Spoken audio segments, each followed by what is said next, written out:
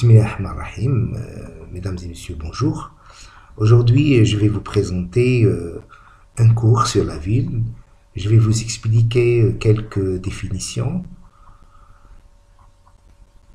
Et comme vous le savez tous, que la ville, c'est un phénomène très complexe et il est le lieu ou le siège de plusieurs intervenants et de plusieurs spécialistes, tels que les géographes, les architectes, les urbanistes, les économistes, les politiciens, les administrateurs. Et donc, ce qui rend un petit peu la ville, dans sa définition globale, une définition assez délicate. Donc, nous allons essayer de vous présenter les quelques tentatives de définition dans quelques pays et en même temps par certains spécialistes de la ville. Donc, je vous laisse avec ce cours-là. Merci beaucoup. Dans le sommaire, nous allons parler de l'apparition des villes, définition par le critère du minimum de population, la ville et les autres disciplines, la distinction ville-campagne, la ville-lieu de concentration des âmes, la ville lieu de pouvoir et centre administratif, la ville produit de développement historique, la ville lieu de structuré et réglementé, la ville reflet d'une organisation sociale complexe, la ville comme un système urbain complexe, la ville et l'architecture. En fin de compte, avant de commencer à parler de la ville, j'aimerais bien dire que ce cours-là, si vous voulez, cette présentation est destinée pour les étudiants en architecture, première année, les étudiants en géographie et aussi pour les étudiants de la gestion des villes. Donc, l'un des principaux phénomènes mondiaux de notre ère, qui est la ville, bien sûr, donc la ville, un des principaux phénomènes mondiaux de notre ère, a considérablement évolué au cours des siècles, notamment en termes de taille, forme, structure, composition, ça d'une part, et d'autre part, donc l'emploi, le service, loisirs, logement, etc.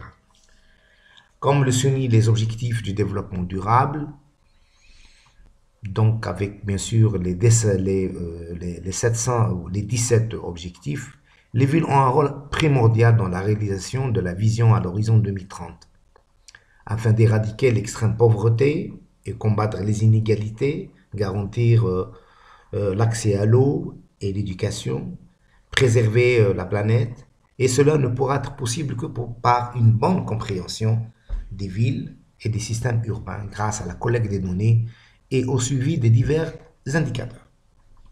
Alors, dans ce sens, l'élaboration d'une définition fonctionnelle de la ville est obligatoire.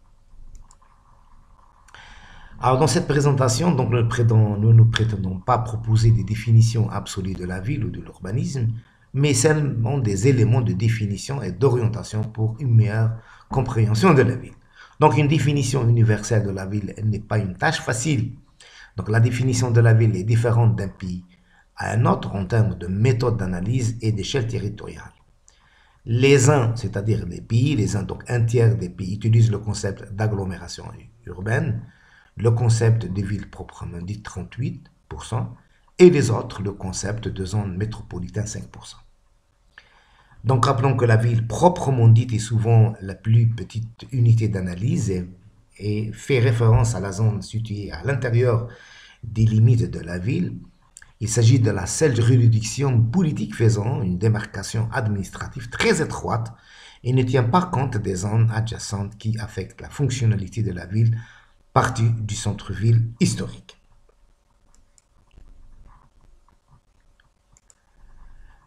Tant sur le plan pratique professionnel que sur celui du débat théorique, le champ disciplinaire traitant des problèmes spatiaux de la ville connaît une ambiguïté, une instabilité, une diversité dans l'utilisation des concepts et des notions clés relatives aux faits urbains.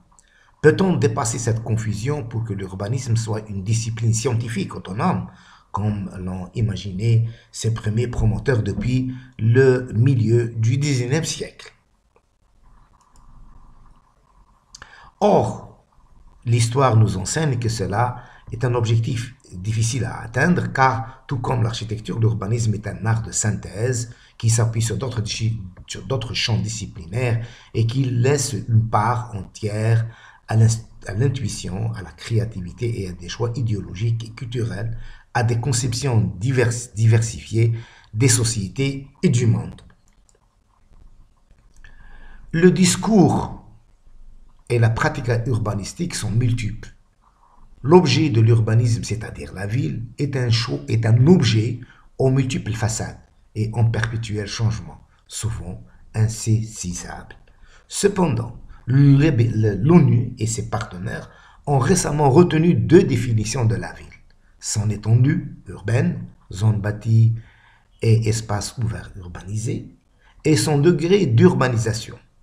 Au lieu d'utiliser les tendances relatives à la population démographie, le concept de l'étendue urbaine s'emploie ou emploie des techniques d'analyse d'images satellitaires pour extraire des informations sur la morphologie des établissements humains et la densité des structures bâties. Ces informations sont ensuite utilisées pour établir une définition opérationnelle des frontières de la ville. Pour le degré d'urbanisation, c'est une classification de zones en se fondant sur la proportion de population. Donc nous avons les zones densément peuplées, la ville, moyennement peuplée, ville et banlieue, et faiblement peuplée, c'est la zone rurale. Les deux premières zones, c'est-à-dire zones densément peuplées et moyennement peuplées, forment l'ensemble forme ensemble la frontière de la ville. L'apparition des villes. La ville tire son origine du latin villa, qui désigne une ferme, puis le latin médiéval villagium. Donc les villes apparaissent entre 3500 et 1700 avant Jésus-Christ dans les régions fertiles de Syrie, de la Mésopotamie, de la vallée du Jourdain, de la vallée de l'Indou et des Yangtze, ou du Yangtze. Selon les chrétiens, donc la plus ancienne serait Jéricho.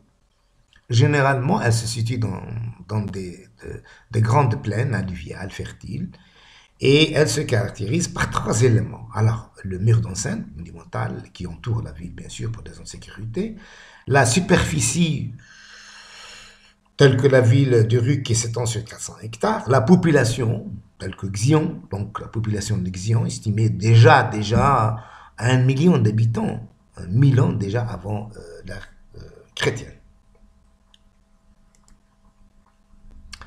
En effet, l'apparition des villes coïncide avec l'émergence de l'agriculture dans la période du néolithique. C'est le 9e siècle avant Jésus-Christ. Et dans cette phase-là, on a connu le développement de la pierre polie, de la céramique, et l'homme accède à une économie productive. Donc il y a l'agriculture, l'élevage, le tissage, ainsi que le développement de l'architecture. Et aussi, un élément important, c'est la sédentarisation de la population. Alors, comme on peut le voir ici sur cette image, on voit que donc, durant la période néolithique, les gens déjà pratiquaient déjà l'agriculture et on voit déjà l'apparition des premiers gîtes ou des centres des abris de la population.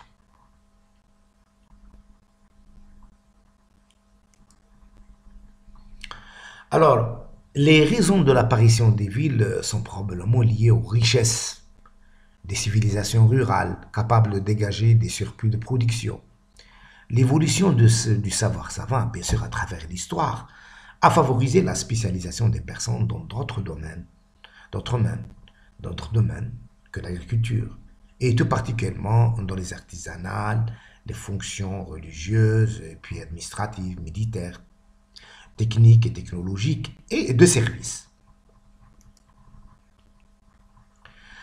La ville est une entité urbaine étendue et fortement peuplée par opposition au village, dans laquelle, c'est-à-dire la ville, se concentre la plupart des activités humaines, l'habitat, le commerce, l'industrie, l'éducation, les activités politiques, la culture et le loisir.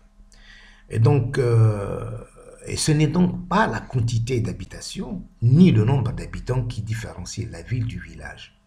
Cela dépend du pays et de sa densité démographique locale.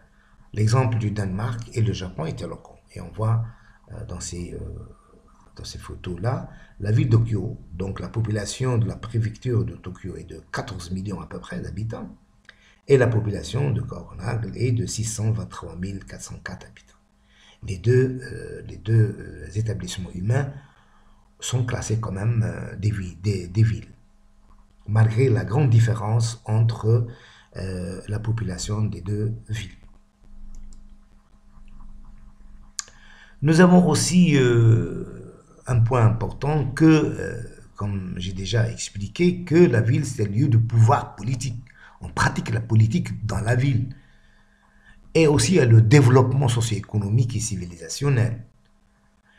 Les grandes religions, à ne pas oublier aussi, telles que l'islam et le christianisme, ont aussi renforcé la place et les valeurs des grandes villes par le biais des lieux de culte et l'enseignement, tels que les mosquées, les médersas, les universités, les cathédrales. Ces villes qui s'organisent autour des édifices religieux et souvent près d'un château attirent ainsi au fil des siècles de plus en plus de population.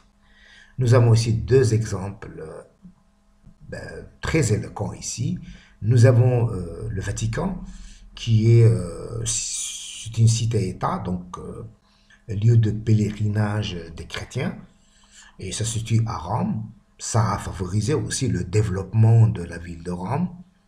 Nous avons aussi la Kaaba, qui est le lieu saint des musulmans, situé à la Mecque, et on voit quand même que la Kaaba a été, si vous voulez, a fait développer la ville de la Mecque d'une manière vertigineuse. Et donc sans la Kaaba, la Mecque n'aurait jamais existé.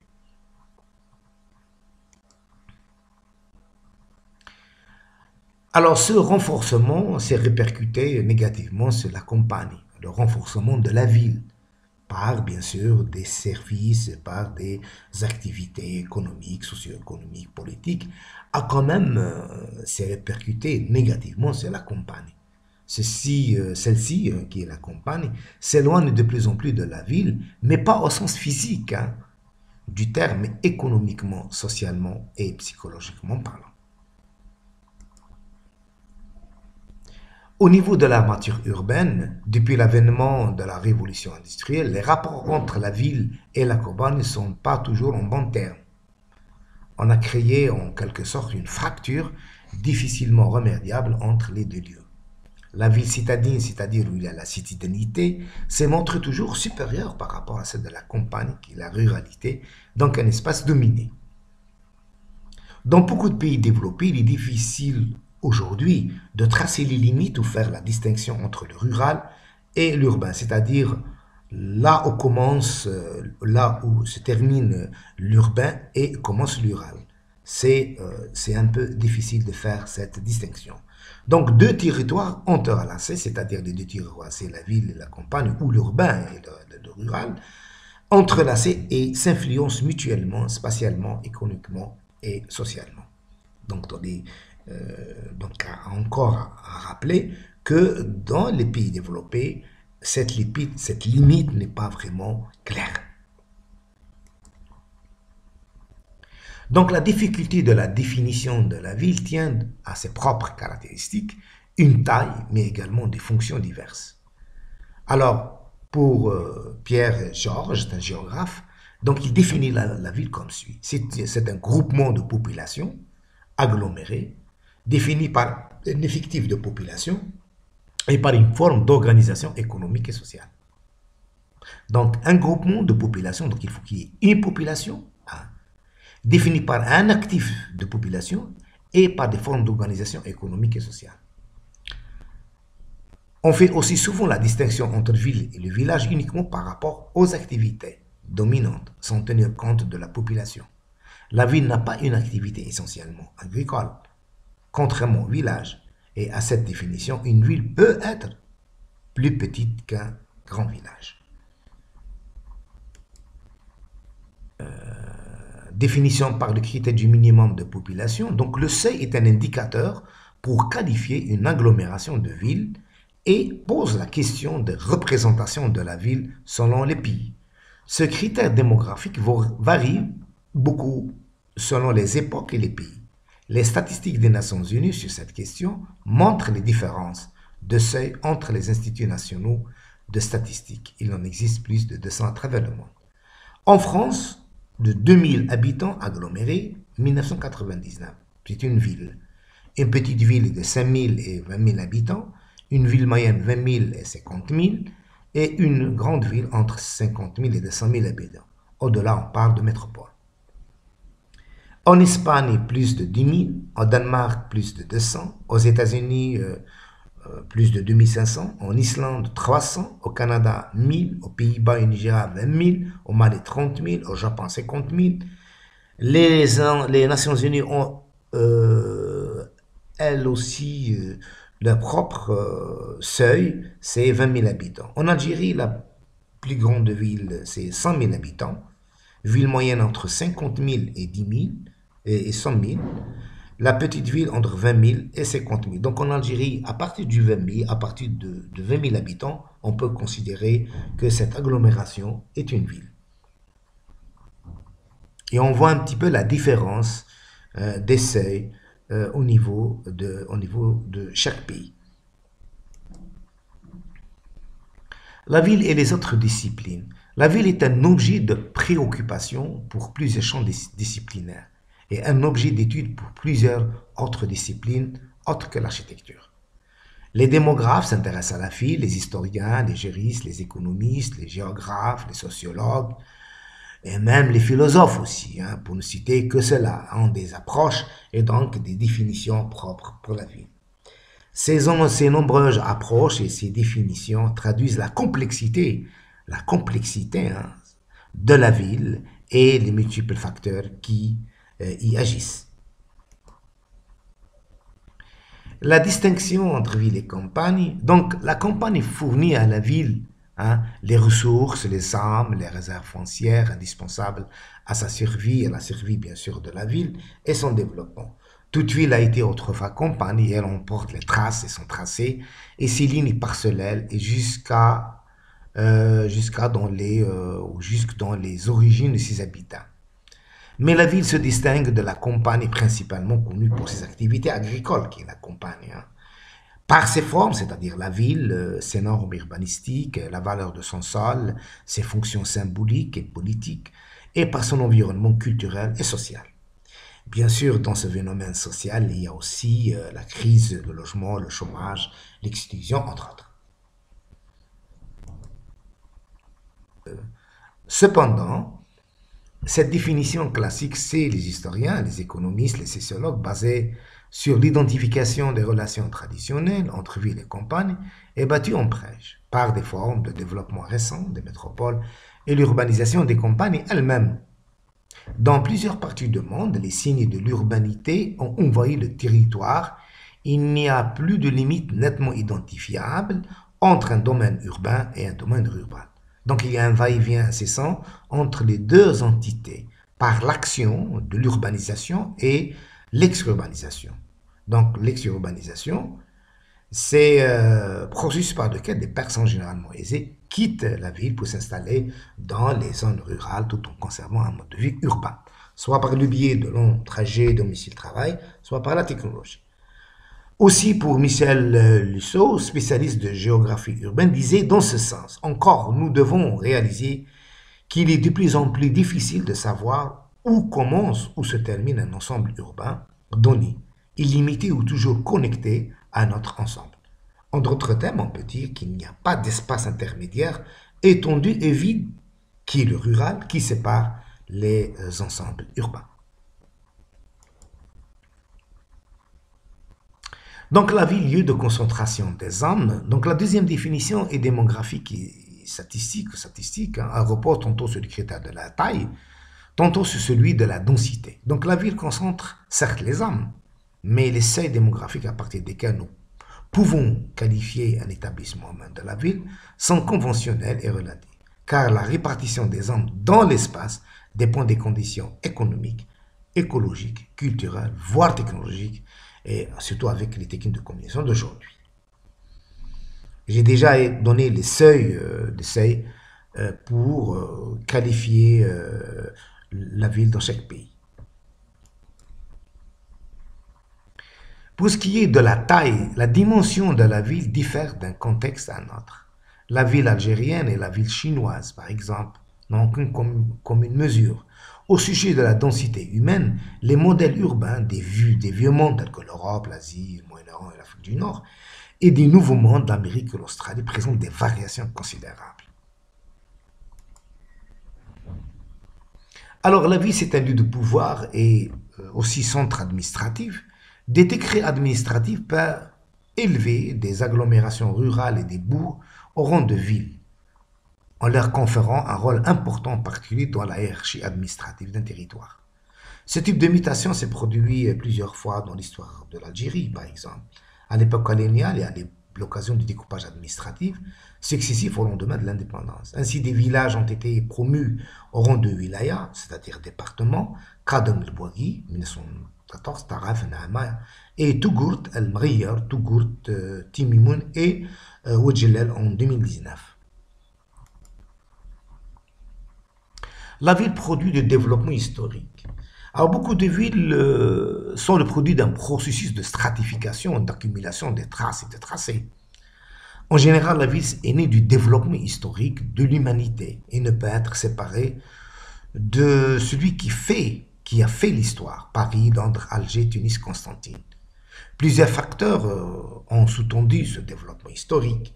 Il y a l'agriculture, le commerce, particulièrement les souks, les mines, l'industrie, le croisement des chemins caravaniers, les centres de pouvoir politique administratif, les lieux culturels et cultuels. La ville historique est devenue, pour nombre d'urbanistes et d'architectes, une source d'enseignement et d'inspiration pour le projet d'urbanisme. Celui-ci est de plus en plus conçu de façon à respecter la préexistence et à ne pas produire des ruptures brutales dans le dessin urbain, chose qui a été provoquée par le mouvement moderne incarné par la Charte d'Athènes de 1933. Par ailleurs, la reconnaissance et la préservation du patrimoine urbain historique sont devenues une nécessité absolue et une revendication sociale et professionnelle. L'échec de l'approche moderniste a provoqué la naissance d'une multitude d'associations défendant et protégeant le patrimoine bâti en vue de restituer toute la richesse du passé sur lequel reposa l'avenir de la société. Par exemple, English Heritage, ça c'est une association qui défend le patrimoine bâti. Mais il existe aussi des villes sans histoire, c'est-à-dire sans parcours historique. Les villes nouvelles à travers le monde sont des villes sans histoire. Les villes coloniales, les villes des chercheurs d'or en Amérique du Nord, aujourd'hui fantômes. Les villes nouvelles établies pour décongestionner les villes métropoles, Al-Minjili à Constantine. Les villes de divertissement et du loisir, Las Vegas. Les villes d'exploitation pétrolière, Hassim Messoud et Hassi R'Mel en Algérie. Et vous donc, on voit dans ces deux, nous avons Hassim Messoud, c'est une ville à partir des villes X-Nilo et nous avons à peu près 250 000 habitants.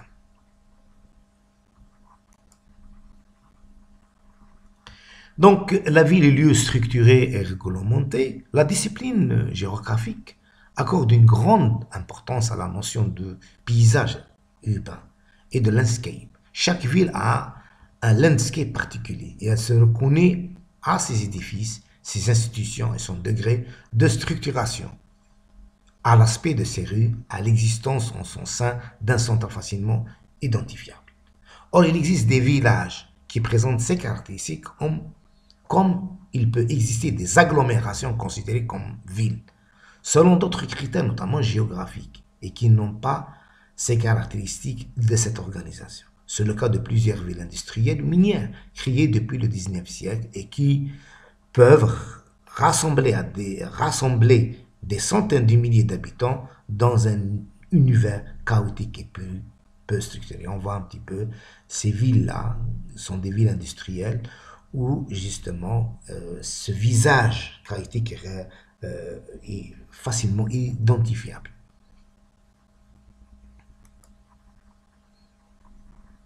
Au-delà du degré de structuration, la ville est généralement un lieu où l'occupation du sol et les styles architecturaux sont réglementés, selon bien sûr le code de l'urbanisme. Et cette législation urbaine, c'est-à-dire le code urbain, imposé à tous les maîtres d'œuvre et d'ouvrage, a pour objectif la mise en place d'un ordonnancement minimal des espaces publics et de formes architecturales qui les qualifient.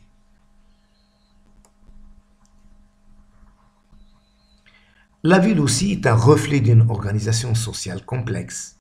La ville étant un lieu de concentration humaine et de groupes sociaux divers aux intérêts multiples, voire contradictoires. La répartition spatiale des habitants dans les différents secteurs de la ville sans leur place dans la hiérarchie sociale est un fait reconnu, mais pas toujours vrai. Exemple de ghettos en Afrique du Sud, quartier des Noirs, quartier des pauvres et quartier des nantis. Cependant, les formes d'urbanisation ne peuvent être expliquées que par ce facteur. Et on voit ici cet exemple du ghetto en Afrique du Sud. Donc, c'est un quartier réservé uniquement pour les Noirs de l'Afrique du Sud. Et nous avons aussi un quartier en New York, c'est Harlem, qui est presque habité par des Noirs. Et maintenant, aujourd'hui, en 2020, les Noirs ne sont pas majoritaires dans ce type de quartier. La ville comme un système complexe, donc les formes urbaines visibles, les usages des citadins et les significations données aux différents espaces sont les effets résultants des interactions complexes qu'entretiennent les facteurs déterminés que sont le développement historique, les progrès techniques, la réglementation, l'organisation sociale, les conjonctures économiques, le pouvoir politique, les références culturelles et les conceptions du monde de la société.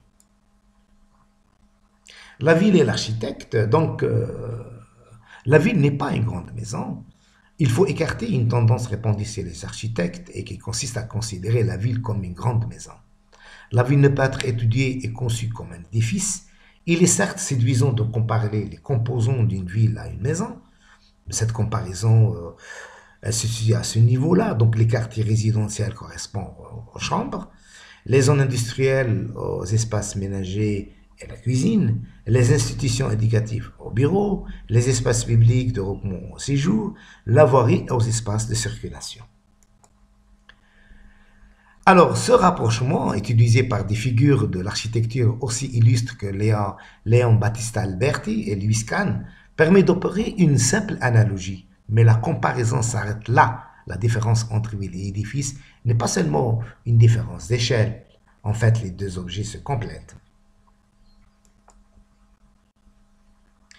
La ville est un lieu de contrainte pour le projet d'architecture. Pour l'architecte, la ville peut être considérée comme lieu où s'inscrit l'architecture.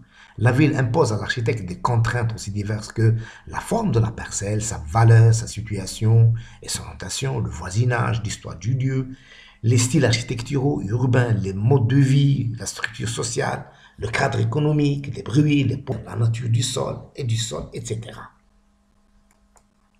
En contrepartie, l'architecture apporte à la ville son cadre, autrement dit sa troisième dimension, et façonne l'espace public déterminant dans l'image de la ville. L'architecte et l'urbaniste orientent la conception en fonction des contraintes de la parcelle, l'organisation spatiale de la ville, les formes urbaines et architecturales, en grande partie dépendent de la division du sol. En effet, pour toutes les contraintes urbaines, la plus importante pour le projet d'architecture est la contrainte foncière et de la situation du terrain. Le sol, aujourd'hui, il faut le bien signaler, c'est un bien rare et non renouvelable. Et donc, c'est une condition sine qua non de toute urbanisation. Pour toutes ces raisons, l'architecte doit être conscient que son œuvre doit être adaptée à une situation foncière, c'est-à-dire répondre aux contraintes urbaines et être en rapport avec la valeur de la parcelle dans le sens le plus large, ses dimensions, ses lignes de force et le style prédominant.